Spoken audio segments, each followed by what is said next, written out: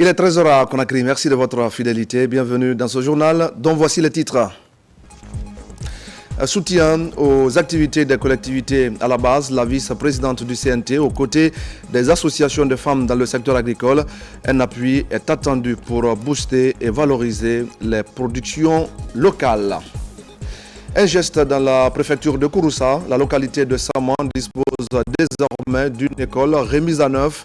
La cérémonie de remise de l'infrastructure en présence des autorités locales et des partenaires. On va en parler dans un instant. Vers le forum d'émergence magazine, le rendez-vous du mois de février prochain s'annonce promoteur. Les organisateurs étaient face à la presse pour annoncer la couleur de l'événement. On fera également le point tout à l'heure dans cette édition d'information. Bonjour à tous. La première vice-présidente du Conseil national de transition compte donc accompagner l'Union Mounafani des associations villageoises d'épargne et de crédits agricoles. Elle l'a réitéré lors du lancement des activités de la structure. Ce sera un appui qui devra contribuer à booster et à valoriser les produits locaux. Ablé Diallo. Nous sommes à Soromia, dans la sous-préfecture de Fridiagbé, une zone à forte potentialité agricole.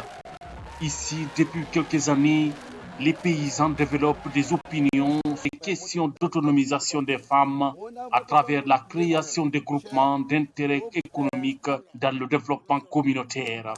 Sur ce périmètre, par exemple, c'est la période propice à la culture d'ananas. Une rotation qui permet à ces paysans de faire plusieurs productions sur le même espace par an. Nous voulons que vous nous aidiez à avoir des outils et matériels agricoles. Nous souhaitons aussi avoir un magasin pour le stockage de nos produits agricoles. En plus, nous souhaitons avoir un tricycle pour transporter nos produits. Si tout le monde faisait comme eux, la Guinée allait partir vite. Parce qu'ils sont courageux et puis ils sont courageux de donner l'argent et puis courageux de venir se courber avec les punaises de l'ananas là, ça ne rend rien.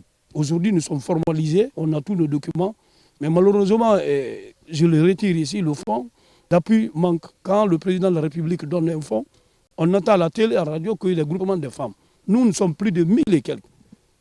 Et des sous-préfectures en train de travailler, mais on ne reçoit un franc.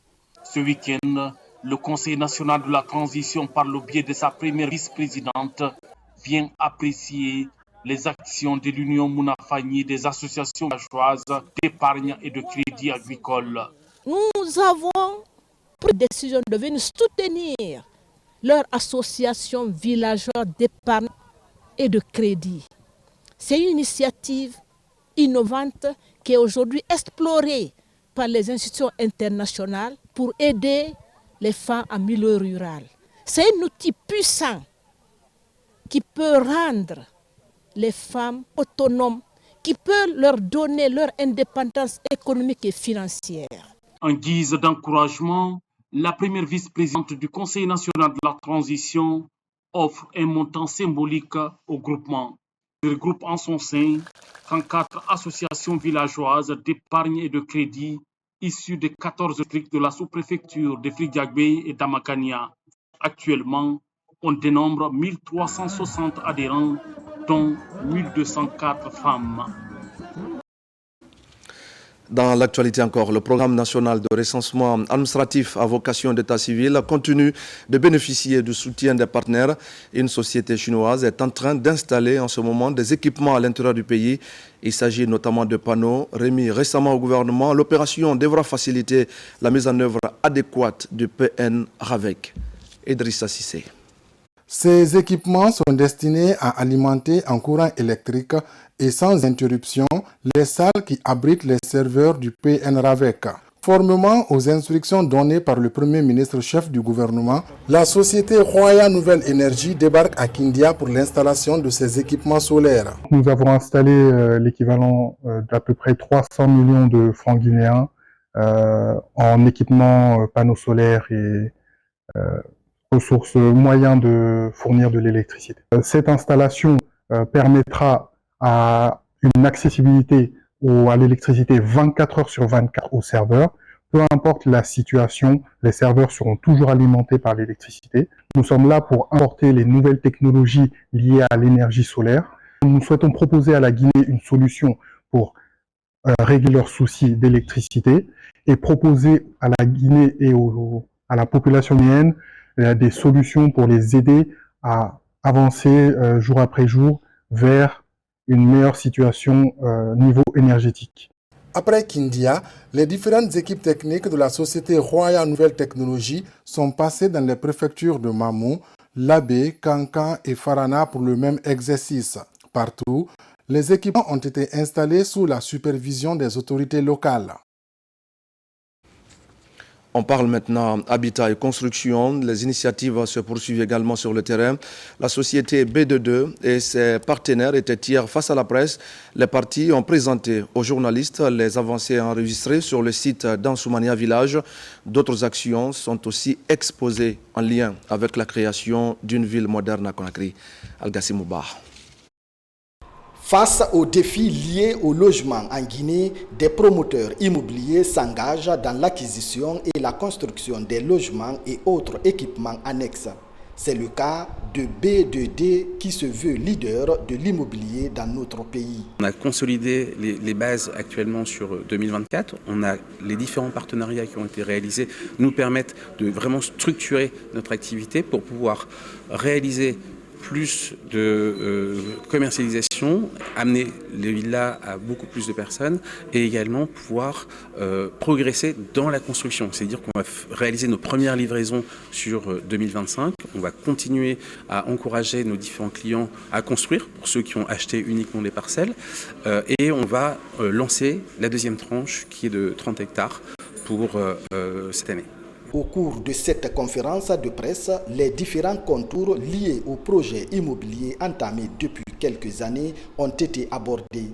Après le lotissement des 166 hectares et la viabilisation des 280 parcelles du site d'Ansoumania Village, l'heure est à la construction des villas et les préoccupations des Guinéens de la diaspora sont prises en compte. Nous avons lancé un produit d'ouverture de compte en ligne, faciliter l'accessibilité à notre banque pour pouvoir accéder à ce projet. Et là aussi, je peux vous rassurer que la diaspora a souscrit à ce produit et la diaspora a réellement fait des acquisitions.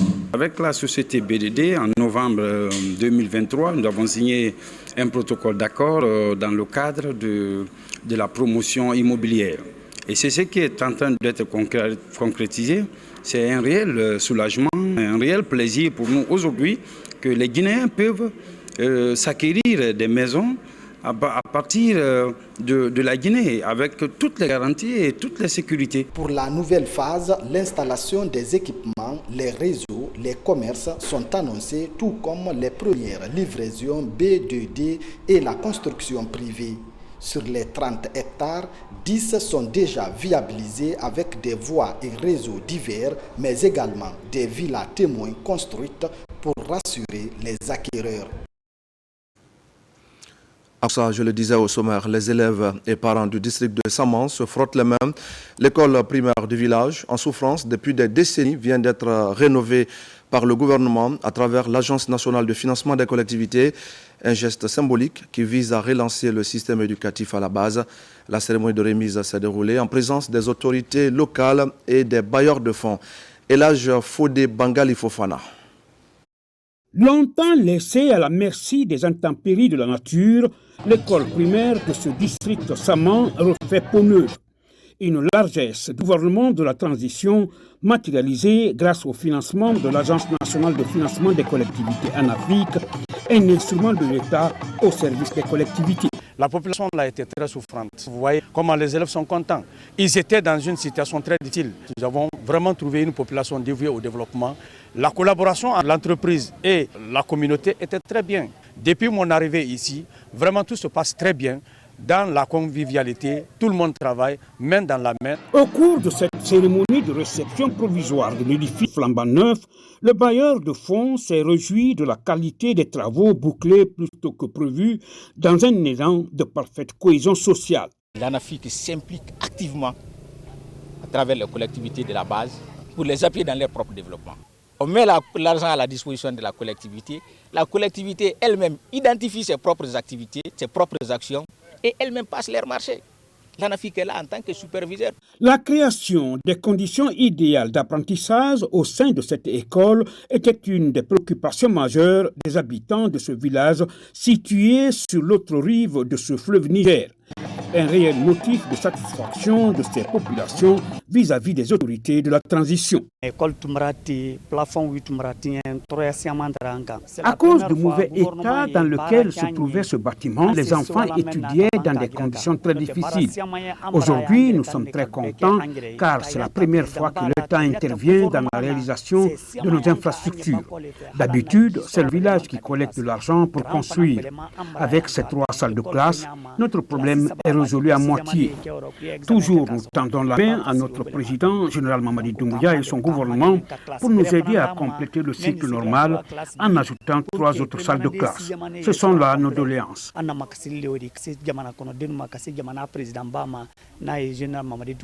Saman relève de la commune urbaine de Kouroussa, c'est l'un des districts les plus peuplés.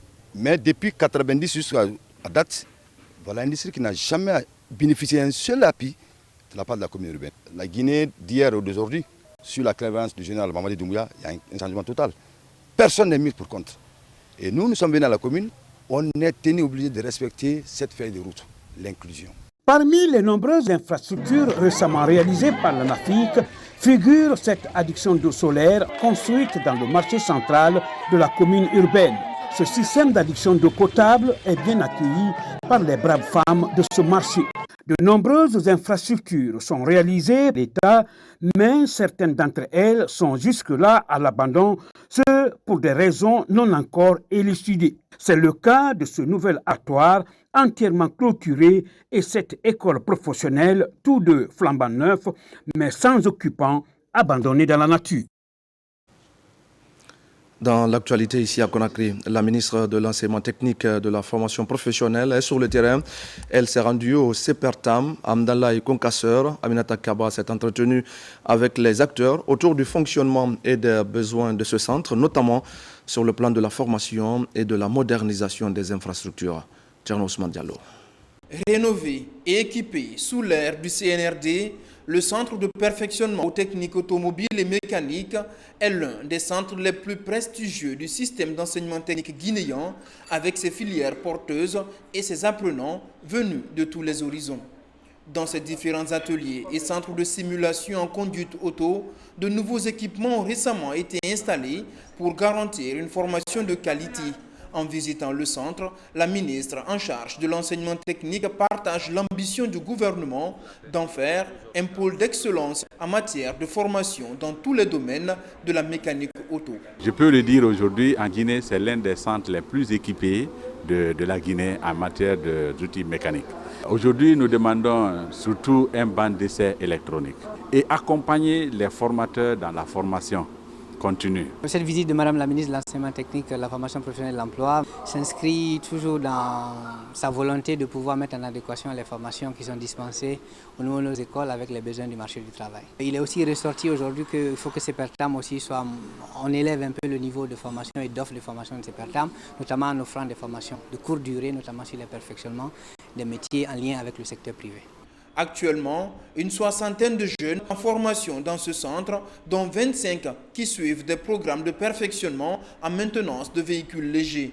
Tous ont en commun la passion du métier et la soif de réussir dans ce domaine.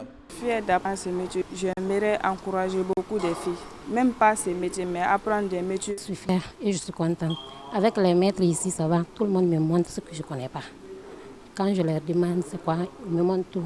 Donc, ça va, ça me pousse encore à aimer de plus. Mon rêve, mon grand rêve, c'est de devenir une grande mécanicienne. Les immersions dans les écoles vont se poursuivre afin de découvrir l'impact des différentes réformes, mais aussi et surtout les défis à relever pour qualifier davantage les centres de formation professionnelle. Au même moment, l'Institut de recherche linguistique appliquée marque des points. Il vient de présenter de nouvelles œuvres littéraires produites en langue nationale. Et cela fait suite au Grand Prix de l'Institut dénommé Dr Diaka Sidibé, lancé en 2023. Une manière d'encourager l'utilisation des langues locales dans le domaine de la recherche scientifique. Bakary Bamba Kondé. Développer, promouvoir et sauvegarder les langues nationales, telle est la mission principale de l'Institut de recherche linguistique appliquée IRLA. Dans cette optique, l'Institut encourage et accompagne les écrivains guinéens à produire en langue du terroir pour faciliter l'apprentissage et l'utilisation des langues nationales dans les différentes communications. Ainsi, il a lancé en décembre 2023 le Grand Prix littéraire Dr Diaka Sidibé pour valoriser les langues du pays. Aujourd'hui, l'heure est à la présentation et à la dédicace des ouvrages de la nouvelle collection IRLA. La littérature en langue guinéenne représente un domaine vaste et prometteur, mais également parsemé de défis. Avec le français comme langue officielle et éducative, nos langues nationales sont parfois reléguées au second plan, risquant ainsi de disparaître. D'ici quelques décennies, si rien n'est fait, on n'entendra plus parler de certaines langues guinéennes. Il s'agit de mettre en lumière les talents émergents de la littérature guinéenne, favoriser la créativité et transmettre le patrimoine oral à travers les écrits en langue maternelle. Au compte de cette première édition, 6 nouveaux livres de devinettes, contes et proverbes produits en 4 des 8 langues codifiées du pays, édités par Harmattan Guinée, font leur entrée au sein de la bibliothèque d'IRLA. Nous, aux éditions L'Harmattan, nous avons décidé d'être concrets. Lorsque les partenariats sont posés, vous venez, on fait de vos rêves une réalité. C'est ce que nous savons faire. Je voudrais remercier l'IRLA pour sa confiance. Une initiative à pérenniser afin de préserver la richesse de la culture guinéenne dans sa diversité, selon Dr Diaka Sidibé, éponyme du Grand Prix.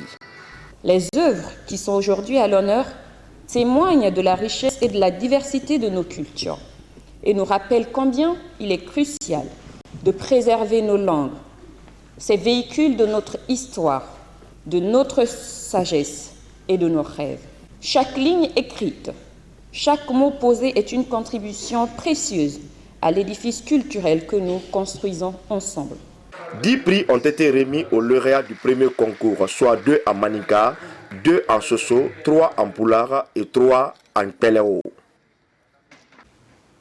Formation professionnelle encore avec ces plus de 50 jeunes de l'ASCAD qui apprennent la conduite des engins lourds. La formation va durer 6 mois. Elle va porter sur des cours théoriques et pratiques. Des stages sur des chantiers sont également prévus. On fait le point avec Abakar Junior Kamara. L'Agence du service civique d'action pour le développement ASCAD bénéficie des avantages de la responsabilité sociétale du groupe Guicopress. 51 agents issus du SCAD de Bokeh sont en formation pour la conduite d'engins lourds comme des camions, des gradeurs, des fourchettes et des chargeurs. Une manière pour Guicopress d'accompagner l'État dans la formation de la jeunesse guinéenne. Je voudrais avant tout rappeler que nous sommes à une deuxième session de formation des jeunes de l'ASCAD au sein du groupe Guicopress, qui relève d'un partenariat public-privé entre Guicopress et l'Agence du service civique d'action pour le développement, qui s'inscrit dans le cadre de la refondation de l'État que nos autorités, Monsieur le Président de la République, avec le directeur général de l'ASCAD, le colonel Mohamed Amin Kamara, ont bien voulu matérialiser avec les privés. Des cours théoriques et pratiques sont enseignés, accompagnés de stages dans les chantiers de Guicopress. Le tout pour une période de 6 mois. La formation s'articule en 3 phases. La première phase, c'est la phase théorique qui durera 1 mois. Et la deuxième phase, c'est la phase pratique des engins qu'ils ont choisis pendant 3 bons mois. Et après cela, ils vont faire une phase de stage dans les différents chantiers de Guicopress. L'idée est venue de notre PDG, M. Kefala Personne Kamara, qui a signé ce partenariat entre le groupe Guicopress et ASCAD. Donc aujourd'hui, nous sommes là pour le lancement de la deuxième promotion ASCAD de Bokeh. Le transfert de compétences à la jeunesse guinéenne est une vision du président de la République, le général Mamadi Doumbouya, dans son programme Simandou 2040. Histoire de mettre la jeunesse guinéenne au centre des intérêts de cet ambitieux projet. C'est une réponse à une sollicitation que nous avons reçue de la direction générale de l'ASCAD, entendue par l'agent de service civique pour les actions de développement, qui œuvre dans le sens du renforcement de l'engagement civique des jeunes de la Guinée. Et nous, en tant qu'entreprise citoyenne, nous devons de prendre part à ce genre d'action qui vise effectivement à renforcer l'engagement civique des jeunes, à leur donner une certaine compétence, une connaissance pour pouvoir répondre sur le marché de l'emploi. Actrice de développement de la Guinée depuis plusieurs années, GuicoPress tient à transférer sa compétence à la nouvelle génération d'ouvriers et d'entrepreneurs afin de pérenniser les acquis pour le développement de la Guinée. À l'école des sous-officiers de Sonfonia, 72 jeunes gendarmes, dont 8 personnels féminins, reçoivent leur certificat de formation. Leur formation aura duré 8 mois. Les récipiendaires seront déployés dans les différentes écoles de gendarmerie pour transmettre leur savoir et contribuer à la professionnalisation du personnel. Adjudant Abdul Kader Kamara de la presse militaire.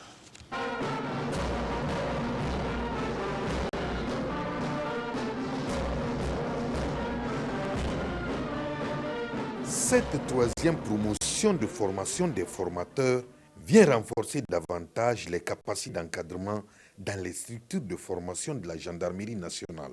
Ces jeunes gendarmes, au nombre de 112, dont 8 personnels féminins, reçoivent leur certificat au terme de 8 mois de dur labeur à l'école des sous-officiers de gendarmerie de Sonfonia. Une cérémonie rehaussée par la présence des autorités civiles et militaires. Permettez-moi de remercier les formateurs qui ont su, à travers leur abnégation et leur appréciation, nous transmettre non seulement des connaissances théoriques et pratiques, mais aussi une vision claire de notre futur emploi dans les écoles de gendarmerie. Un vif remerciement au haut commandant de la gendarmerie nationale et directeur de la justice militaire pour tous les efforts fournis pendant notre formation ainsi que son équipe. Fort de l'expérience acquise au cours de ce renforcement de capacité, ces formateurs seront déployés dans les différentes structures de formation de gendarmerie, contribuant ainsi au rayonnement de cette institution. La formation a été articulée autour de 3 modules fondamentaux. Pédagogique, pour préparer à l'enseignement structuré. Militaire, pour renforcer la discipline et les compétences spécifiques. Professionnel, pour répondre aux besoins opérationnels modernes. Cette formation continue s'inscrit pleinement dans la vision des autorités du pays. Elle vise à garantir la sécurité et la stabilité de la nation. En renforçant les compétences de son personnel, la gendarmerie nationale est en mesure de mieux répondre aux défis sécuritaires actuels et futurs, assurant ainsi la protection des populations et de leurs biens.